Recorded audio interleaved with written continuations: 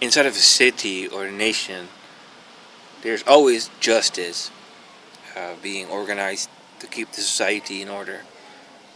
And those who are part of the system of justice are those who have ancestors that have helped build the city or the nation, whereby justice as an organism remembers these bloodlines and operates justice through them, whereby you have two classes of people. The first class is the ordinary people. The ordinary people, when you do good and you get blessed by God, you get a position of honor inside of the destiny of the city or the country. You solve a problem, you fix a situation, you play the hero, you're brought to a position where everyone acknowledges you and go like, wow, great job, fantastic work. That's called honor. So when you are part of the commoner class, not part of justice, and you're doing it right, you will get honor.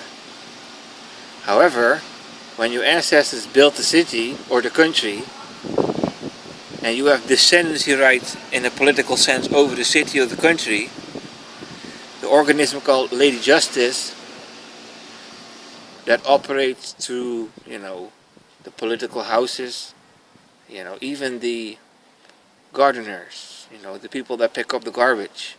It operates like a body. It has a fist, which is the police, and has an arm, which is the court. These layers of civilization that is necessary to maintain a city or a country. Justice through the hosts, the instruments, maintains the city. So when you are an instrument of justice, you get what is known as a persecution contract from God. The Bible talks about Romans chapter 13 that everyone should be subordinated to the authorities because they carry the sword in the name of God.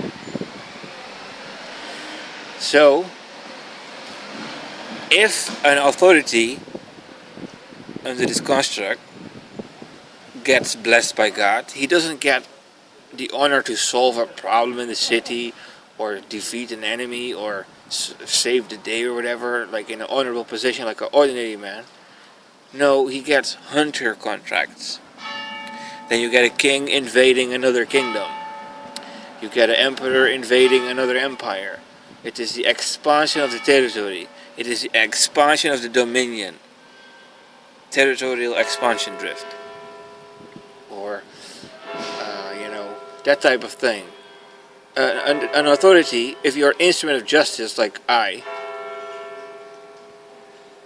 when God blesses an authority, he marks a criminal somewhere. There's always some criminal out there. And he then hands over the criminal to the authority. And then the authority can manage the criminal. Alright, so you have all these people, and they have what is known as democratic destinies, sovereign destinies, cannot be interfered with until God gives a hunter contract to one of the authorities. And that's the only thing that can penetrate to a sovereign destiny and start ordering it. Yeah, interfering in people their destiny. That's what an authority does in the name of God. So when God marks you as a corrupt or a criminal, one of the quote-unquote hunters can get an authorization when he's blessed by God to go and hunt you and put you to justice, force you into things you don't want to do, because most people are lost in their delusions and their self-righteousness and all their mental constructs, their coping mechanisms. The more mistakes you make, the more the world around you becomes negative, and then you start screaming that all men are shit, but you don't see the karmic mirror. So the moment you get lost in your own the own mechanism, you pervert reality to fit your needs. If you do it for a very long time, you end up, and somebody will get a contract from God to criminally persecute you. Yeah. So when an authority really starts to do what he got to do and do it in the right way, he doesn't get honor. He gets hunter contracts. He can expand his territory and he can defeat criminals.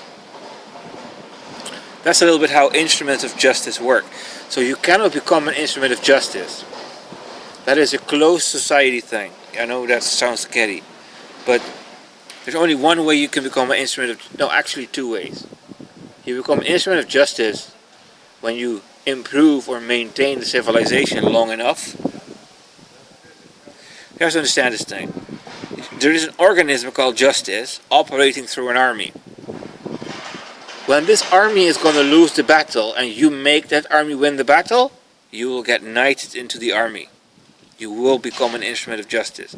If justice through the organism is going around doing what it's doing and it's about to fall, and you prevent the fall, of course, then justice extends itself through you. That is a universal law.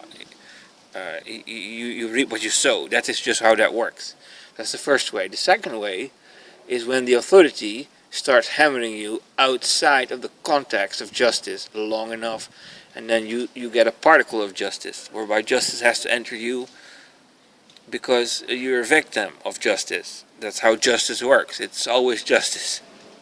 So you cannot abuse justice, because when you abuse justice, justice will put things straight and you become justice. That's the second way, to become victim of justice, of arrogant, proud authorities that think that they're above the law, and then they use the law to terrorize or tyrannize everyone. That's how you become an instrument of justice as well. So to complete the revelation about justice, there's a Disney cartoon called The Hunchback of Notre Dame, where you see the hunchback walking up to a church, and in this church there are these gargoyles, these stones, talking stones. Yeah. So an instrument of justice is that. The police, the court, the church, they have those type of spiritual bodies that are unpenetratable for the ordinary people. So the ordinary people go through the cycles of life. Their karma is mirrored at them through the cycle of their life. Their birthright is mirrored to them through the cycle of life. And then when a hunter contract is given, one of these gargoyles